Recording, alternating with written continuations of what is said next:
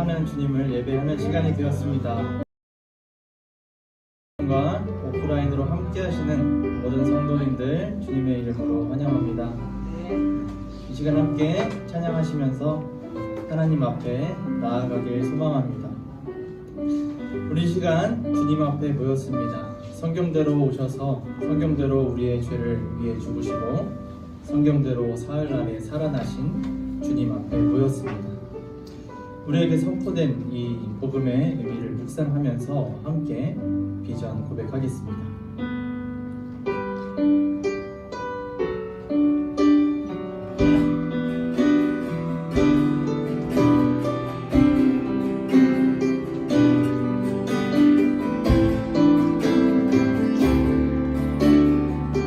우리 보좌 앞에 모였네. 우리 보좌 앞에 모였네.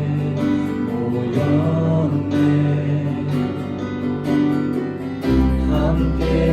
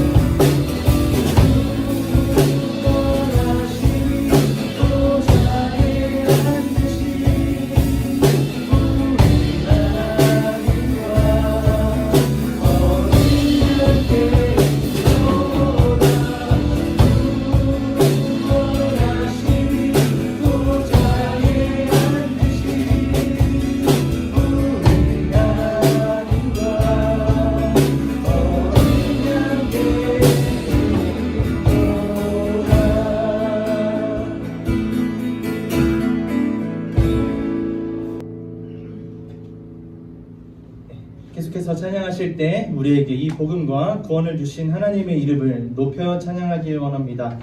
우리에게 영원한 왕이신 예수님의 이름을 높여 찬양하겠습니다. 우리 함께 기뻐하며 함께 찬양하겠습니다.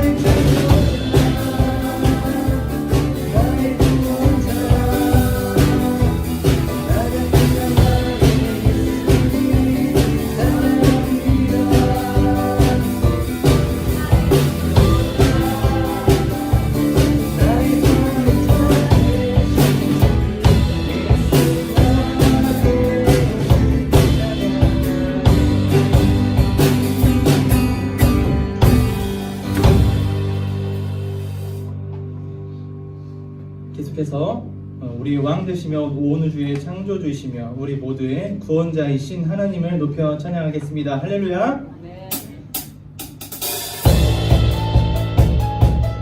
세상이 믿든지 아니하든지 하나님이 창조주시며 우리의 구원자 되십니다. 할렐루야.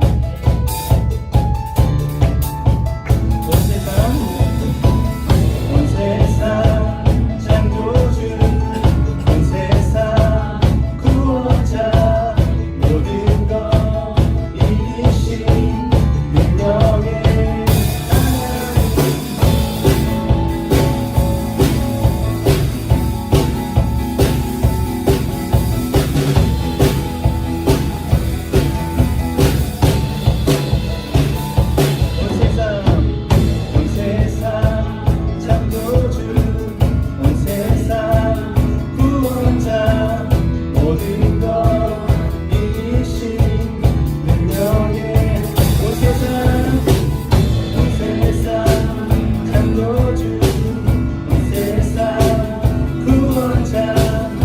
모든 것 이기신 그 영의 모든 마음을 주를 찬양해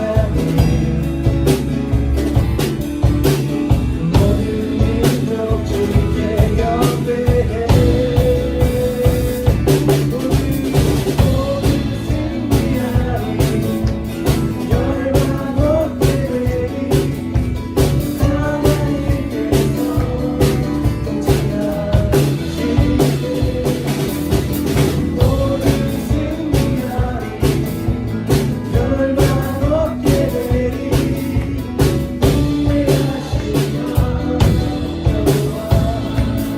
하나님께서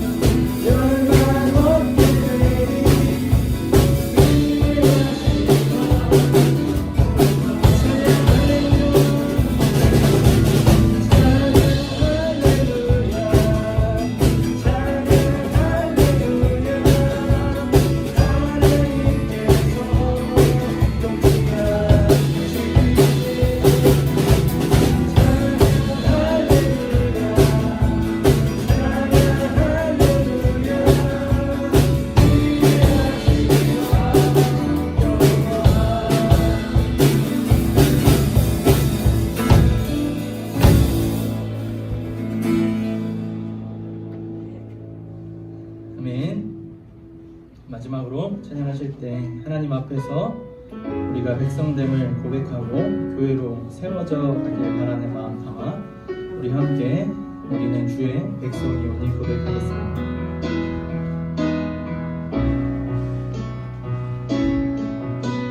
주의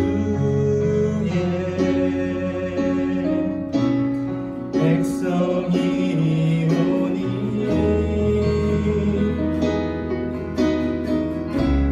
주의 그 큰 이름 선포합니다.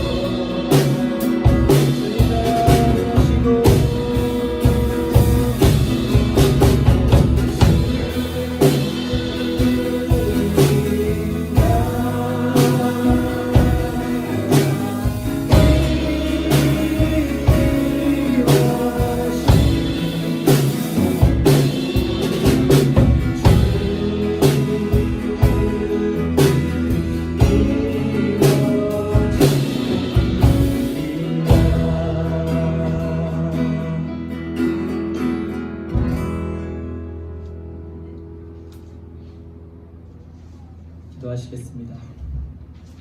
하나님 아버지 감사합니다. 오늘도 주님의 자녀들 주님 앞에 나와 예배합니다. 하나님 앞에서 마음과 진리를 다한 예배가 될 수 있도록 인도하여 주옵소서. 감사드립니다. 예수님의 이름으로 기도했습니다. 아멘.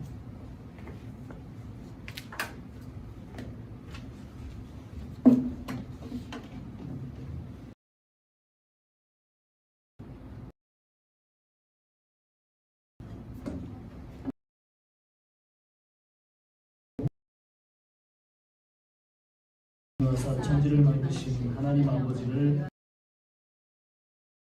주 예수 그리스도를 믿사오니 이는 성령으로 잉태하사 동정녀 마리에게 나시고 본디오 빌라도에게 고난을 받으사 십자가에 못 박혀 죽으시고 장사한 지 사흘 만에 죽은 자 가운데서 다시 살아나시며 하늘에 오르사 전능하신 하나님 우편에 앉아 계시다가 저리로서 산자와 죽은 자를 심판하러 오시리라.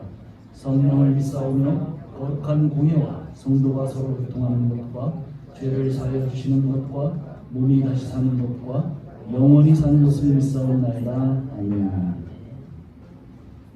석수정 변호사님.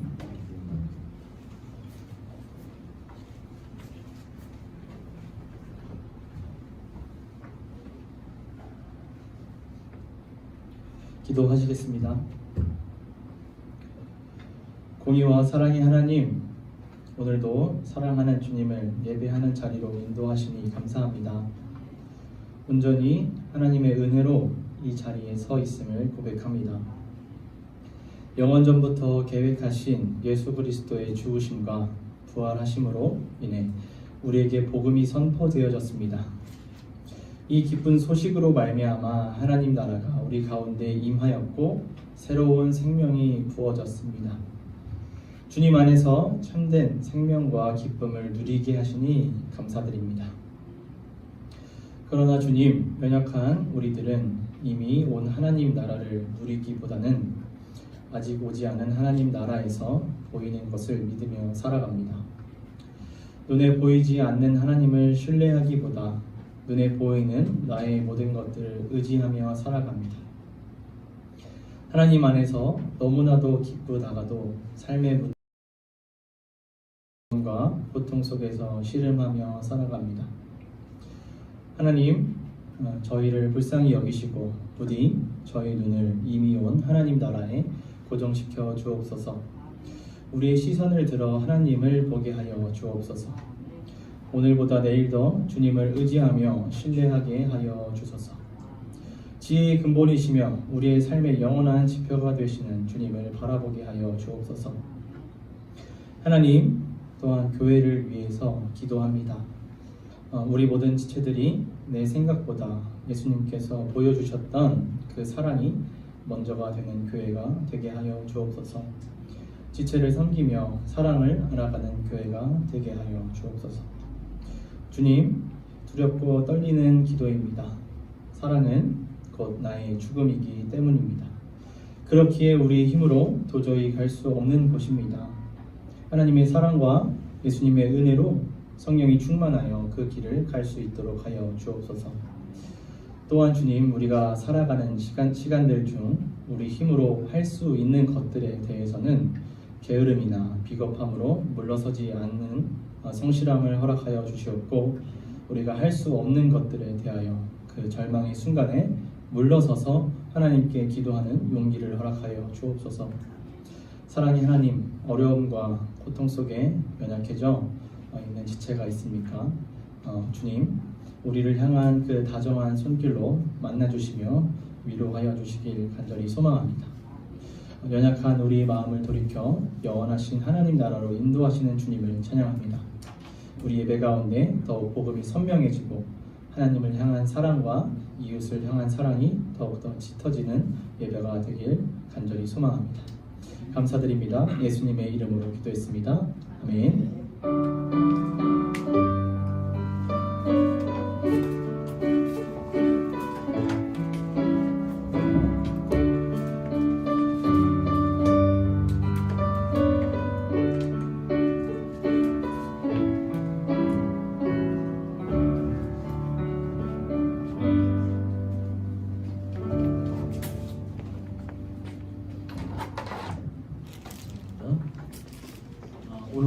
주시는 하나님의 말씀은 마가복음 13장 24절로 37절 말씀입니다. 먼저 교독하겠습니다. 마가복음 13장 24절로 37절 말씀. 그때 그 환난 후 해가 어두워지며 달이 빛을 내지 아니하며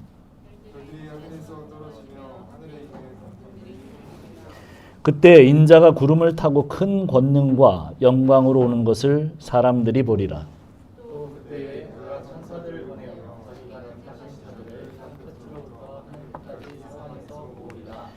무화과 나무의 비유를 배우라. 그 가지가 연하여지고 잎사귀를 내면 여름이 가까운 줄 아나니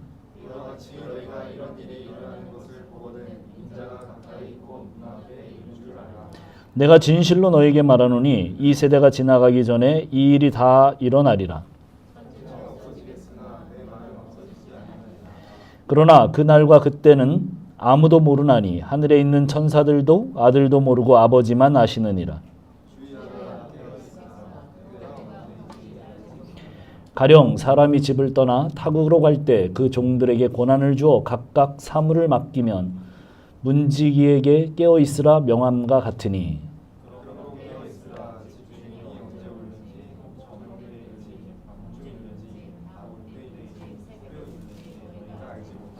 그가 호련히 와서 너희가 자는 것을 보지 않도록 하라.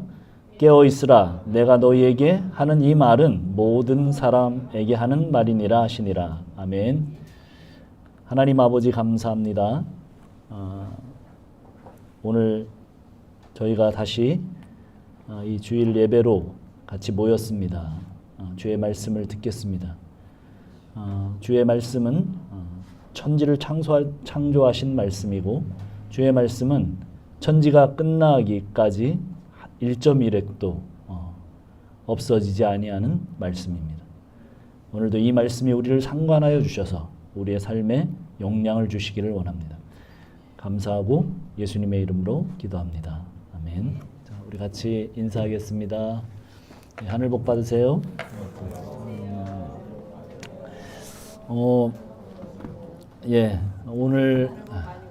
오늘 점심은 우리 어머니께서 김 목사 어머님이 우리 성도들을 대접합니다. 또 맛있게 먹고 나눔 가지실 때는 2조로 하겠습니다. 지금까지 이번 달은 그냥 했던 그조 와서 참석했던 그조 아시죠? 그 조로 가시면 되고 우리 수준 전도사님만 이제 혼자 남게 되는데 그 수준 전도사님은 종목 삼촌 쪽으로 가서 오늘은 같이 나눔하면 될 것 같습니다. 예, 자 오늘 이제 종말 이야기, 예수님의 종말 이야기가 뭐 그 뒤로도 조금 더 나오겠지만 대부분 이제 끝난다고 보는데요. 한번 28절부터 한번 오늘 봅시다. 28절. 마가복음 13장 28절 같이 한번 읽어봅시다. 시작. 무화과 나무의 비유를 배우라. 그 가지가 연하여지고 잎사귀를 내면 여름이 가까운 줄 아나니. 자, 이제껏 우리가 무화과가 나오면 무엇에 대한 비유라고 그렇게 배웠습니까? 혹시 이스라엘, 그렇죠? 이스라엘. 그렇습니다. 이스라엘. 그래서 무화과 나무인 이스라엘이 이제 이스라엘이 무화과 나무를 지칭하니까 그 이스라엘이 성전도 무너지고 나라도 잃고 그 다음에 2000년 동안 나라 없이 전 세계를 방황하다가 드디어 언제? 우리가 뭐 독립하던 하고 거의 비슷하던데 1948년에 다시 원래 자신들의 나라가 있었던 팔레스타인으로 와서 이스라엘 나라를 건국하게 됩니다. 자, 그래서 이 시점을 세대주의 신학자들은 무화과 나무가 연하여지고 잎사귀를 낸 사건으로 풀이합니다. 왜냐하면 뭐를 계속 지칭했기 때문에 무화과 나무가 이스라엘을 지칭했기 때문에 자연스럽게 연결이 되는 거예요. 그리고 그때로부터 이제 다니엘서를 이끌어들여서 날짜 계산을 하죠. 그리고 적그리스도의 출현을 뭐 유럽 공동체 이시의 연합의 수장이라고도 하고 또 교황이라고도 했고 심지어 소련이 무너질 때는 고르바초프라고 그렇게 얘기를 했었어요. 계시록과 연결해서 사단의 인을 받게 되는 그 666의 사인은 전 세계 통합 정부의 탄생과 함께 그 정부를 통제할 바코드라고 또 그렇게 얘기를 했습니다. 그리고 요즘은 베리치비 대세입니다. 666이라고 그래요. 사실은 이게 우리가 젊을 때, 제가 젊을 때, 우리가 젊을 때가 아니죠. 제가 젊을 때 거의 대부분 이런 이야기를 정설로 또 진리로 받아들이고 그렇게 우리는 들었습니다. 7년 대환란, 그리고 휴거와 천년 왕국, 그리고 전천년설을 주장하는 바로 그 신학입니다. 그게 세대주의예요. 대부분의 목사님들이 그렇게 종말론을 가르치셨어요. 뭐 그럴 수밖에 없었던 것이 우리 조국교회는 우리 조국교회에 들어온 복음은 미국의 근본주의와 세대주의가 합쳐진 그런 선교사들이 들어왔기 때문에. 그래서 무화과 나무의 비유를 배우라는 그 마가의 이야기를 누가가 어떻게 기록했는가 똑같은 얘기인데 이렇게 얘기합니다. 한번 볼까요? 누가복음 29장 33절에 가면 똑같은 얘기를 이렇게 얘기합니다. 뭐라고? 그래요. 21장 29절로 33절입니다. 21장을 뺐습니다. 네. 우리 종모 형제가 있어서 틀리지 않도록. 자, 보세요. 21장 29절로 33절 한번 읽어볼까요?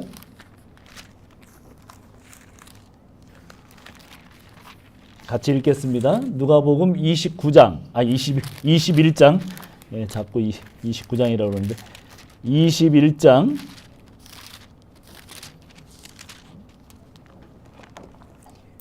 29절로 33절 같이 읽습니다. 시작. 이에 비유로 이르시되 무화과 나무와 모든 나무를 보라. 싹이 나면 너희가 보고 여름이 가까운 줄을 자연히 아나니 이와 같이 너희가 이런 일이 일어나는 것을 보거든 하나님의 나라가 가까이 온 줄을 알라. 내가 진실로 진실로 너희에게 말하노니 이 세대가 지나가기 전에 모든 일이 다 이루어지리라. 천지는 없어지겠으나 내 말은 없어지지 아니하리라. 예, 거의 똑같은데 조금 다른 부분이 보입니까? 조금 다른 부분이 보여요. 예, 거기 보니까 무화과 나무와 모든 나무라고 돼 있어요. 누가는 그렇게 설명하죠. 자, 이 비유는 지금까지 무화과 나무를 이스라엘로 비유했던 그 비유가 아니라 그냥 모든 나무의 비유입니다. 직유법이에요. 그러니까 나무들이 싹이 나면 여름이 가까웠다는 것을 안다는 거기에 초점이 있어요. 물론 그렇죠. 여름이 가까웠다는 것은 종말이 가깝다는 얘기예요. 그런데 이 종말을 세대주의자들은 재림으로 보고 해석을 하기 때문에 이제 오류가 생기는 것입니다. 우리가 2, 3주 정도 들어왔던 종말의 이야기에서 구약에서 나온 모든 종말에 대한 표현은 어디였는가? 어디였습니까?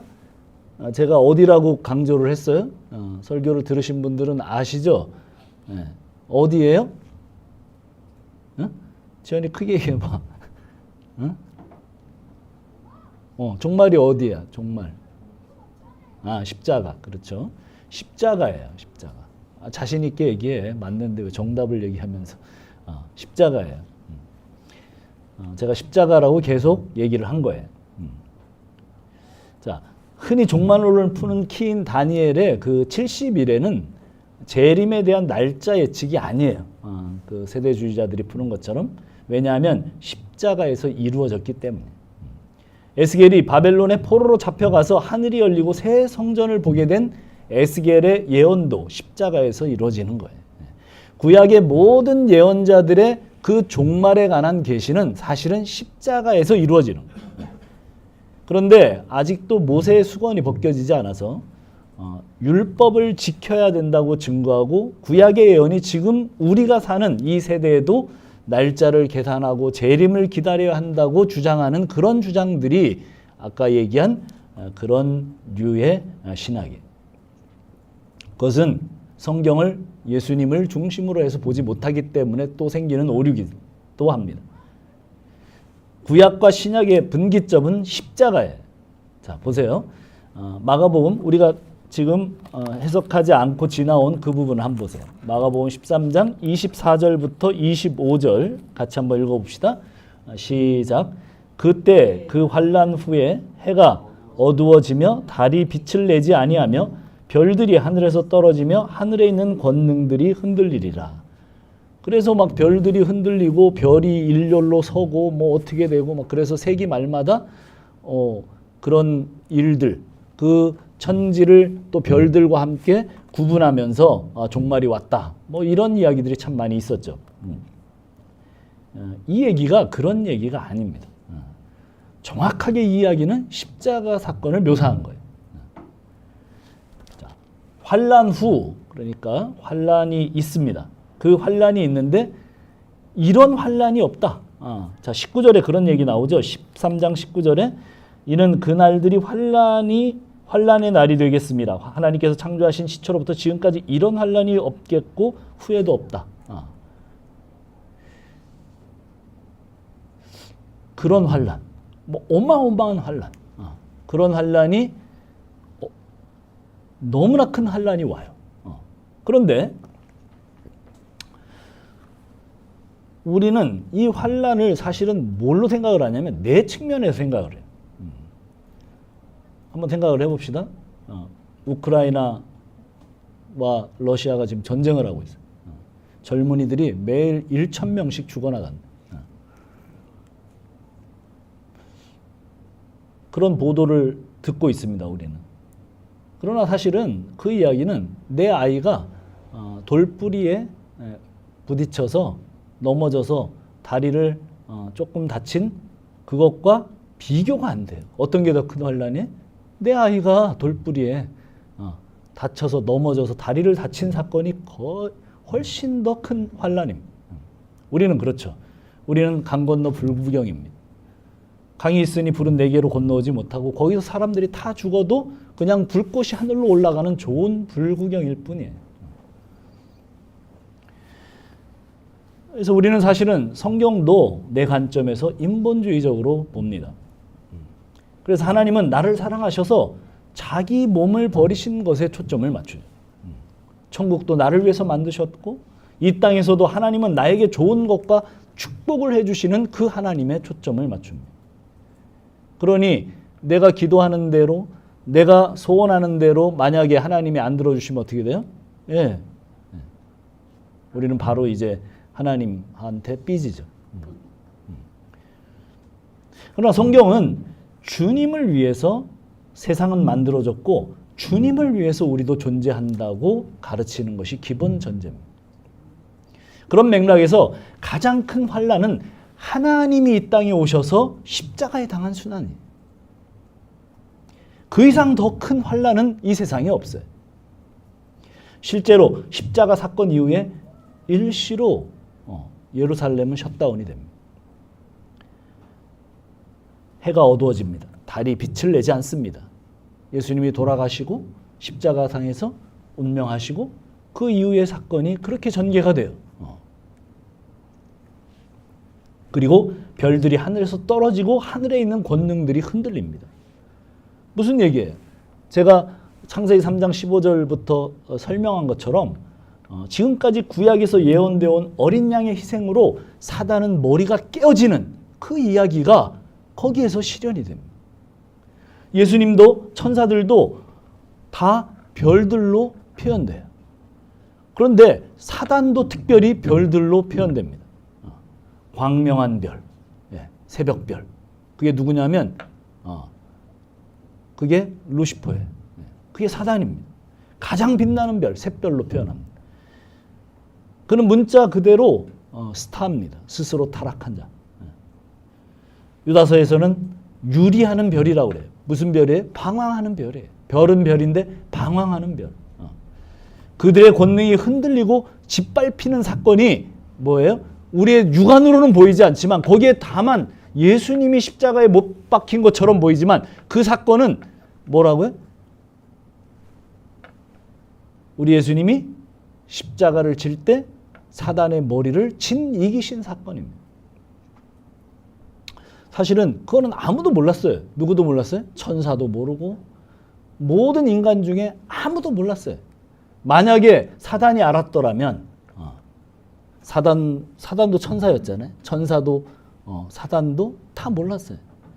그래서 만약에 사단이 알았더라면 예수님을 십자가로 몰아가지 않았겠죠. 자기들은 십자가에 예수님을 몰아놓고 승리한 줄 알았습니다. 그러나 그것은 사실은 사단의 머리가 깨지는 사건이었습니다. 거기 26절, 27절 볼까요?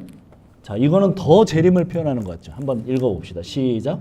그때 인자가 구름을 타고 큰 권능과 영광으로 오는 것을 사람들이 보리라. 또 그때 그가 천사들을 보내어 자기가 택하신 자들을 땅 끝으로부터 하늘 끝까지 사방에서 모으리라. 구름을 타고 오신다고 그랬잖아요. 예수님이.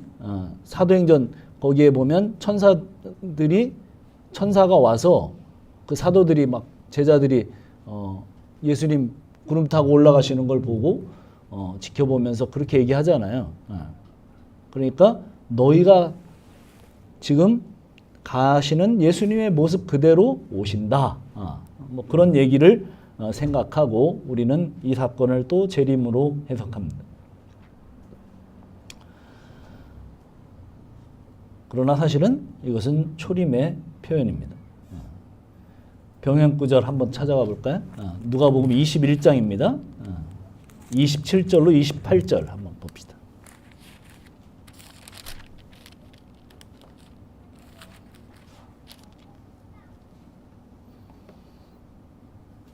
누가복음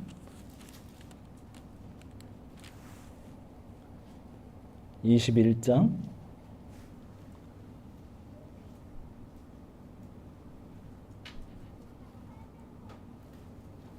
27절로 28절 제가 맞게 세긴 했나요? 예, 한번 읽어봅시다. 시작. 그때 사람들이 인자가 구름을 타고 능력과 큰 영광으로 오는 것을 보리라. 이런 일이 되기를 시작하거든 일어나 머리를 들라 너희 속량이 가까웠느니라 하시더라. 예.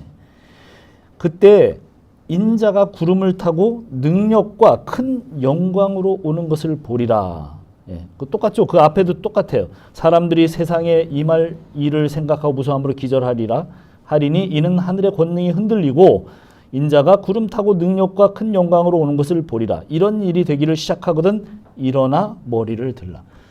이런 일이 시작되기를 예, 조금 이제 이쪽하고 약간 더 자세하게 나온 내용이 그거죠. 마가복음과 이런 일이 시작되기를.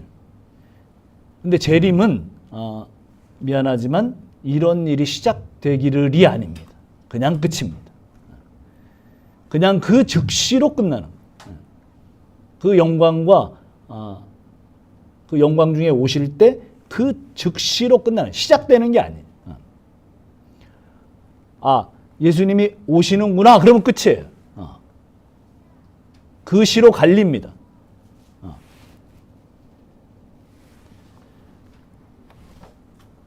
재림은 거기서 끝납니다. 시작하는 것이 아니라 종말의 시작은 그래서 십자가. 자, 우리 다시 돌아와서 자, 우리가 이제 마가복음 13장 27절까지를 봤고요. 30절을 같이 가서 우리가 28절부터 시작했고 29절 지나서 다시 27절까지 봤다가 30절입니다. 한번 봅시다. 자, 30절 시작. 내가 진실로 너희에게 말하노니 이 세대가 지나가기 전에 이 일이 다 일어나리라. 자, 이제 이게 문제예요. 이게 무슨 문제냐면 이 부분이 정말 이제 세대주의자들이 되게 골치 아파하는 본문이죠. 이 세대 가운데 다 일어난다. 이 세대가 언제 세대예요? 지금 예수님이 말씀하시는 이 세대는 언제입니까? 이 세대 가운데 다 일어난다. 그렇죠. 이 세대는 예수님이 지금 말씀을 전하고 그 말씀을 듣고 있는 제자들의 세대입니다. 그 제자들의 세대에 이런 일들이 지금 예수님이 쭉 밝히신 이런 일들이 다 일어나고 끝난다는 거예요. 그래서 이 본문을 가지고 이제 세대주의 신학자들이 억지를 많이 쓰죠. 이 세대가 지나가기 전에 이 일이 다 일어납니다. 이 말씀을 듣고 있는 1차 독자들이 제자들이죠. 그렇다면 이 세대는 그 세대, 제자들의 세대를 가르치는 것입니다. 사실은 그 제자들의 세대에 다 일어나죠. 이 일이 다 일어나요. 뭐예요? 십자가가 이제 곧 일어나죠. 그리고 심지어 부활도 일어납니다. 그리고 승천도 일어납니다. 그리고 성령이 강림하는 사건까지 다 일어납니다. 예수님 제자들 세대, 베드로와 요한, 야고보, 또 그 이후의 모든 제자들 그 세대에 다 일어납니다. 32절로 37절을 우리가 쭉 읽어봅시다. 이제 32절로 37절 같이 한번 읽어봅시다. 시작. 그러나 그 날과 그때는 아무도 모르나니 하늘에 있는 천사들도 아들도 모르고 아버지만 아시느니라. 주의하라, 깨어 있으라. 그때가 언제인지 알지 못함이라. 가령 사람이 집을 떠나 타국으로 갈 때 그 종들에게 권한을 줘 각각 사물을 맡기며 문지기에게 깨어 있으라 명령 같으니 그러므로 깨어 있으라. 집주인이 언제 올는지 혹 저물 때일는지 밤중일는지 다굴 때일는지 새벽일는지 너희가 알지 못함이라. 그가 호련히 와서 너희가 자는 것을 보지 않도록 하라. 깨어 있으라. 내가 너희에게 하는 이 말은 모든 사람에게 하는 말이니라 하시니라. 그래서 이 깨어 있으라는 단어를 가지고 이제 그런 유의 종말론을 가진 그런 교파들에서, 그래서 이제 이 교파들은 주로 이제 이단으로 많이 나가요. 그렇게 해서 안식교도 그런 이단이고 뭐 여러 가지 이단들이 있어 왔습니다. 그 이후로 그것을 계속 강조했던 이단들. 자, 보세요. 이 어떻게 되는 거냐면 가지가 연하여지고 잎사귀를 내면 여름이 된 것처럼 인자가 가까이 와 있다는 거예요. 지금 예수님 말씀은. 그러나 지금 이 말을 예수님께서 듣고 있는 너희들 제자들이 깨어 있어야 한다는 거예요. 지금 우리 얘기하는 게 아닙니다. 일단은 자, 제자들이 깨어 있어야 된다는 거예요. 자, 그런데 그들이 이 사건이 계속 연결이 됩니다. 그들이 깨어 있는가? 안 깨어 있어요. 그렇죠? 바로 그 뒤에 나옵니다. 자, 마태복음으로 보죠. 마태복음. 좀 더 자세히 나와 있으니까. 마태복음 26장 38절로 45절을 우리가 한번 쭉 읽어보면서 그들이 어떻게 했나 한번 봅시다. 마태복음 26장 38절로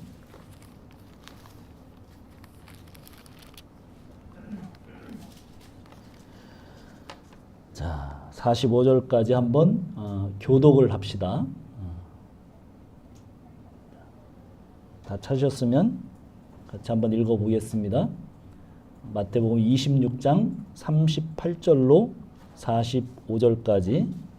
이에 말씀하시되 내 마음이 매우 고민하여 죽게 되었으니 너희는 여기 머물러 나와 함께 깨어 있으라 하시고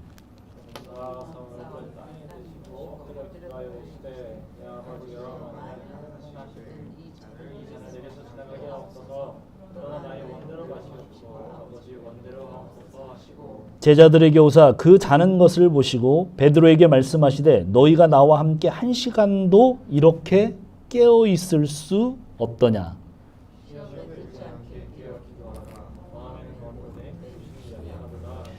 다시 두 번째 나아가 기도하여 이르시되 내 아버지여 만일 내가 마시지 않고는 이 잔이 내게서 지나갈 수 없거든 아버지의 원대로 되기를 원하나이다 하시고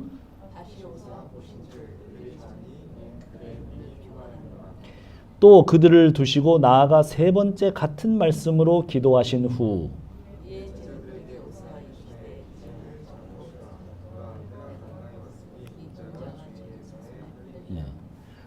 예수님께서 계속 깨어 있으라 했는데 제자들은 1시간도 깨어 있을 수 없었습니다. 그리고 그들이 또 와서 예수님이 보니까 그들의 눈이 피곤해서 아예 자요. 그래서 그냥 자라 이제 자고 쉬어라 이렇게 얘기하십니다.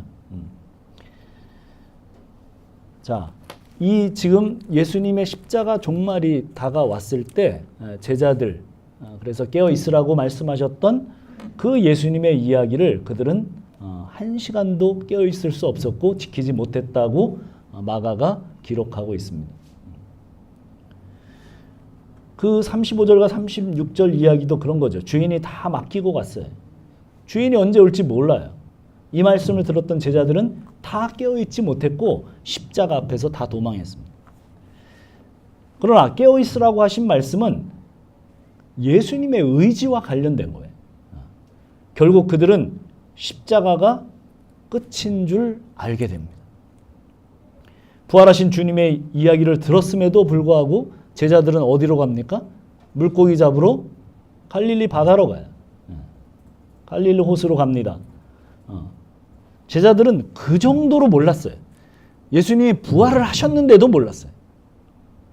그러나 주님이 승천하시고 그들에게 승천하시기 전에 그리고 나서 또 승천하시고 나서 그들에게 오순절에 성령이 임하니까 진정 십자가가 세상의 끝인 줄 알고 세상의 끝을 전하는 사람이 됩니다. 더 이상 예루살렘이나 이스라엘의 회복, 자신들의 삶의 확장 이런데 전혀 관심이 없어요. 그런 이야기를 일절하지 않습니다. 왜 그렇습니까? 그들은 세상의 끝을 알았기 때문에 그들은 완전히 십자가 복음 안에서 자유해졌습니다. 그 종말을 깨닫고 나서 완전히 그들은 그렇게 자유해졌습니다.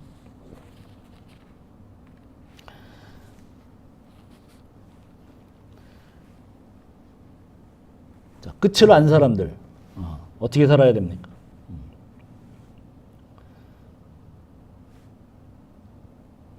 재림을 말씀하는 분들은 집 팔고 또 뭐 다 통장 정리하고 그래가지고 어디로 모여가지고 하여간 주님 기다리면서 종교생활 열심히 하면서 그렇게 해야 된다고 주장을 합니다. 그게 좀 심한 거고 그렇지 않더라도 그런 유로 종교적 열심을 내는 쪽으로 이야기들을 몰아갑니다. 그러나 끝을 안 사람들 열심히 시집가고 장가가고 공부도 열심히 하고 직장생활도 열심히 해야 됩니다. 그게 사도 바울이 종말을 분명하게 한 사도 바울의 이야기예요. 사도 바울의 프리칭입니다. 그렇게 열심히 살라고 합니다. 이 땅에서, 이 세상에서. 그러나 계속되는 또 다른 병행 구절에서는 예수님이 누구의 이야기를 꺼내요?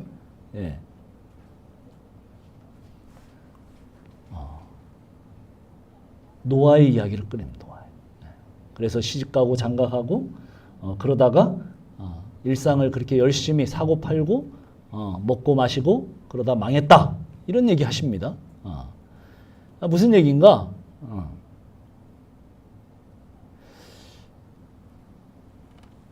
열심히 일상을 사는데 그들이 망한 이유가 뭐예요?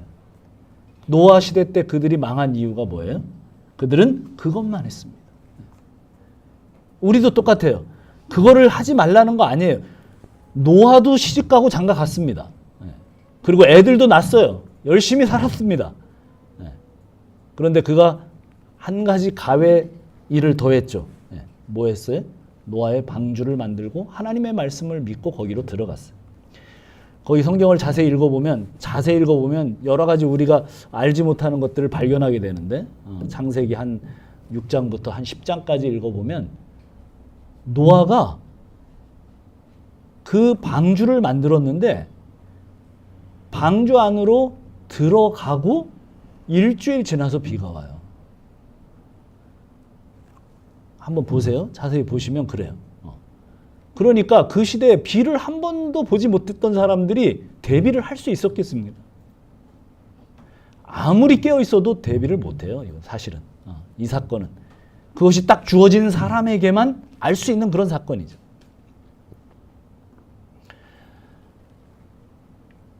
그러나 모두가 그렇게 열심히 돈도 벌고 사고 팔고 공부도 하고 직장도 열심히 하고 시집 가고 장가 가야 됩니다. 그런데 그것만 목적이면 안 돼. 특별히 교인들 중에는 그걸 가지고 교회 와서 기도를 해요.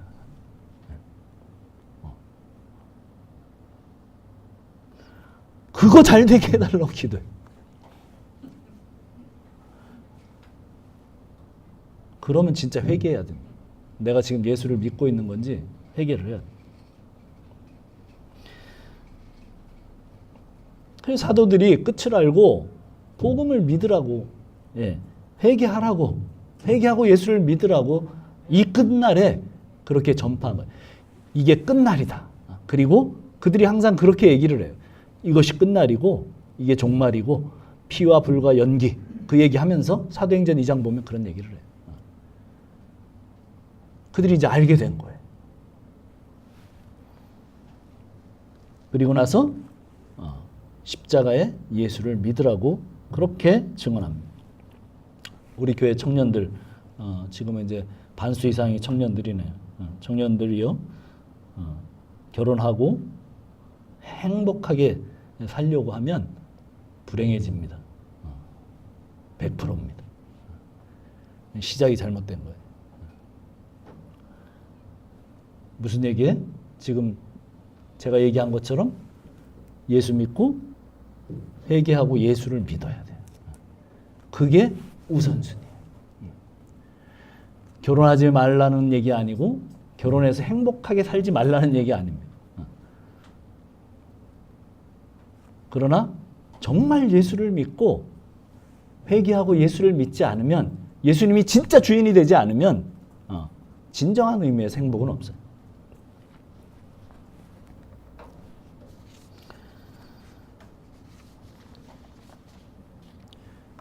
제가 지금까지 쭉 얘기한 것은 어디에 초점이 맞춰지고 있냐면 재림은 자, 우리가 지금 쭉 얘기된 거는 다 초림에 초점이 맞춰져 있는 것이고, 재림을 그렇게 날짜 계산하고 그렇게 긴박성을 부여해서 종교생활 열심히 하는 쪽으로 몰아가는 그 모든 것들은 잘못된 것이라는 거예요. 그리고 주님께서 우리에게 말씀하시고 성경을 통해서 계속 말씀하고 계신 것은 일상을 열심히 살라는 거예요. 왜 그렇습니까? 자, 사랑하는 사람들이, 서로 사랑하는 사람들이 사랑하는 사람을 기다리는데 막 두려움으로 기다립니까? 그러니까 세대주의의 문제가 그거예요. 두려움으로 기다리게 해요. 그리고 내신 점수 잘 따야 되는 것처럼 평상시 그렇게 열심히 그렇게 막 그렇게 종교 생활을 하지 않으면 탈락. 이렇게 자꾸 몰아가요. 그래서 그 단체를 위해서, 그 공동체를 위해서 희생하게 만들어요. 예수님이 그렇게 얘기 안 하셨는데 예수님은 어떻게 하라고요? 일상을 열심히 살라고요. 그 뒤에 우리 서신서와 모든 예수님의 말씀을 이어서 해석하는 모든 요한, 바울, 베드로 전부 다 그렇게 얘기를 해요. 일상을 열심히 살라고. 일상을 열심히 살면서 어떻게 해요? 회개하고 예수를 믿으라고. 예수를 진짜 믿으면 내가 신부잖아요.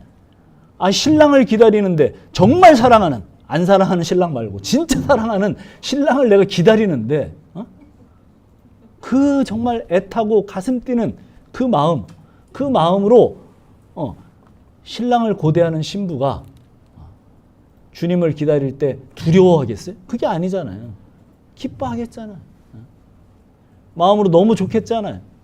그 주님 빨리 오셨으면 좋을 거 아니에요. 그렇다는 얘기. 그러면서 일상을 어떻게 해요? 그 주님을 고대하는 마음, 그게 있나를 봐야죠. 그게 진짜 예수를 믿는 거잖아요. 그 주님을 소망하게 되는 거. 그래서 우리 속에 다가오는 막 여러 가지 가정의 어려움, 자식들의 뭐 그런 거, 또 우리 가운데 벌어지는 가장 가슴 아픈 이야기들, 마치 세상이 끝난 것 같은 그런 일들이 다가올 때 우리 그리스도인들은 거기서 좌절하지 않을 수 있는 이유가 뭐예요?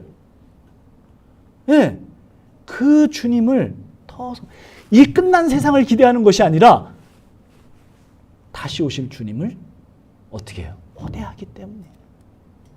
영원한 생명을 주시고 우리를 진정으로 자유케 하신 신랑 되신 그 예수를 고대하는 마음을 더 주게 만들겠잖아요. 내가 어려울수록 더 그렇게 했잖아요.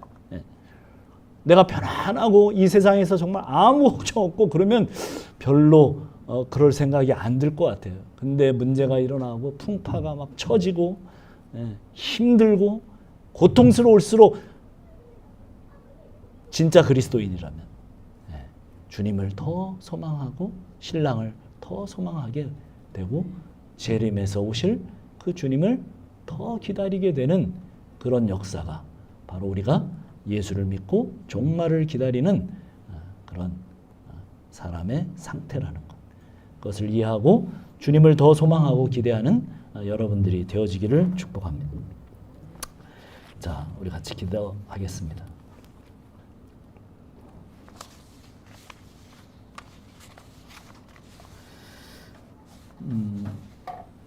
그렇죠. 결국은 그래서 그렇게 구원받은 성도들이 이 땅에서는 모이는 곳이 교회입니다. 공동체로 모여서 그 공동체로 모인 교회가 뭘 하겠습니까? 그렇죠. 더 모여서 내 사모하는 주님, 그 예수님 얘기할 거 아니에요. 뭐 교회 모여서 딴 거 뭐 하겠습니까? 예수님 얘기할 거예요. 예수님 고대하고 예수님 기대하고 그 예수님과 사는 이야기들, 그 이야기 할 겁니다. 오늘이 우리 공동체가 모여서 그런 얘기하는 날입니다. 나와 함께 하시는 주님, 또 다시 오실 주님, 그 예수 그리스도의 이야기가 풍성해지고 넘쳐지는 그런 교회가 되기를 우리가 기대하면서 기도합시다. 기도하겠습니다. 하나님 감사합니다. 우리의 주인 되시고 우리를 창조하시고 우리를 핏값으로 구원하시고 우리를 교회로 만드신 주님, 오 주님 함께 하셔서 우리의 이 세상의 풍파와 여러 가지 어려움과 고통 속에서 우리는 더 주님을 소망하며 다시 오실 주님을 진정으로 바라게 되는 그 자리로 들어가기를 원합니다. 고집스럽게 내 눈을 오히려 더 이 땅에 뿌리박고 내 행복을 위해서 내 가치를 위해서 몸부림치는 것이 아니라 이것이 허망한 것인 것을 알고 주님을 바라보는 초점으로 내 시선이 옮겨지는 그런 삶이 되기를 주님 기도합니다. 하나님, 우리 사랑하는 성도들이 그 진리를 깨닫고 그 진리 안에서 자유로워지고 나의 내 행복에 대한 몸부림을 내려놓고 주님을 말하고 주님을 고대하고 주님 안에서 살아가는 기쁨을 한나름 서로 풀어놓고 대화하며 주님으로 가득 채워지는 교회가 되기를 주님 소망합니다. 우리가 일상을 열심히 살아야 될 것입니다. 주님도 그렇게 하라고 말씀하셨습니다. 그러나 그 가운데 우리가 주님을 나누고 주님을 채우는 이 일이 사라지면 우리의 열심과 그 모든 것이 다 무엇이겠습니까? 다 헛된 것인 줄 압니다. 하나님, 더 주님을 사모하고 주님을 더 말하고 주님 안에서 증거자가 되는 이 일을 게으리 하지 않으면 우리 자신 스스로가 이 땅에서 주님께서 세워지는 그 기쁨을 아는 그러한 귀한 성도들로 인도하여 주옵소서. 오 하나님 함께하여 주시옵소서.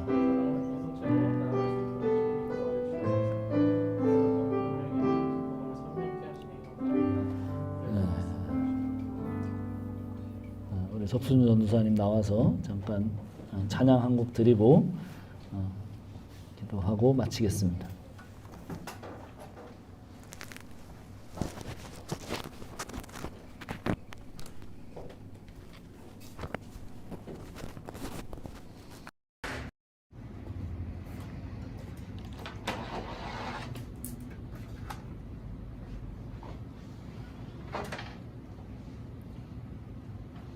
우리 함께 비전 찬양하시겠습니다.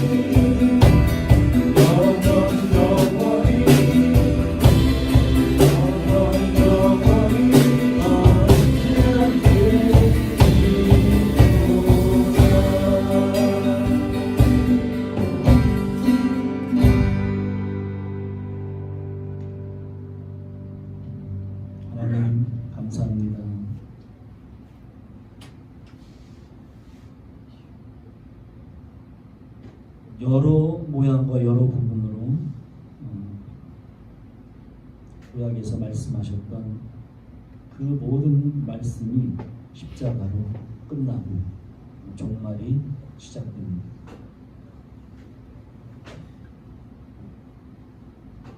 왜 그 끝날에 주님이 오셨는가? 그렇게 주님은 말씀하십니다. 마귀를 멸하고 자기 백성들을 구하기 위해서 이 땅에 오셨다고 말씀합니다. 마귀를 멸하는 것은 죄를 멸하는 것입니다. 우리가 십자가를 든든히 붙들고 그 안에서 죄가 멸해지고 주님께서 그 종말에 우리에게 구원을 주신 그 구원을 붙들고 이제 주님 다시 오실 그 재림의 날까지 일상을 열심히 살면서 복음을 전하는 하나님의 사람들로 인도하여 주시기를 간절히 원합니다. 이제는 우리 구주 예수 그리스도의 그 구속하신 은혜와 하나님의 그 한량없는 사랑하심과 성령님의 감화 감동 교통하시는 은혜가 이제 종말을 지혜롭게 살아가기를 원하는 우리 가족 머리 위에 영원토록 함께 하실지어다. 아멘.